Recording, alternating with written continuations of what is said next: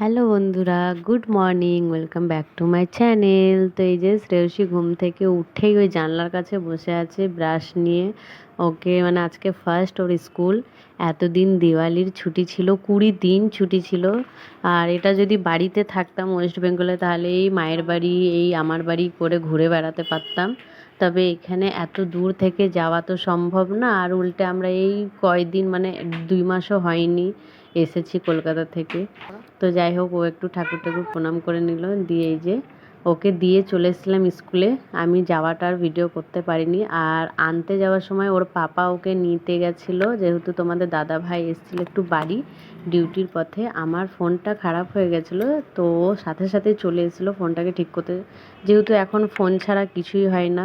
তো আর ও জানেই না, শ্রেয়সী জানেই না যে আমিও এসেছি সাথে। মানে আমি একটা জায়গায় দাঁড়িয়ে আছি যেখানে আমি প্রতিদিন দাঁড়াই, কম বেশি তোমরা সবাই জানো। তো ওই যে আমার একটা বান্ধবী, ও বলছে যে তোর মাও এসেছে, তবে ও আমাকে দেখতে পাচ্ছে না। তো এই যে ফাইনালি আমাকে দেখে খুব খুশি হয়ে গেছে। তারপর তোমাদের দাদা ভাই চলে গেল ডিউটি, আর আমরা এসেছিলাম বিকেলবেলাতে একটু মেলা ঘুরতে। আমি একাই ওকে নিয়ে এসেছিলাম। আর পরে হলো গিয়ে মেলা থেকে বাড়ি যাওয়ার সময় তোমাদের দাদা ভাই আবার রাস্তাতে আমাদেরকে দেখে একসাথে বাড়ি চলে আসলাম। আর মেলার মধ্যে গিয়ে বাচ্চাদের এই আর কি দোলনায় এটাই ওটাই চাপা এই করা। তো শ্রেয়সী আগে ভয় করতো, তবে এখন আবার চাপে বেশ ভালো লাগে। আর ওখানে যে চেপেছে পিছনে আবার ওর একটা ফ্রেন্ড মিলে গেছে স্কুলের, তো দুজন আবার দুজনের সঙ্গে কথা বলছিল।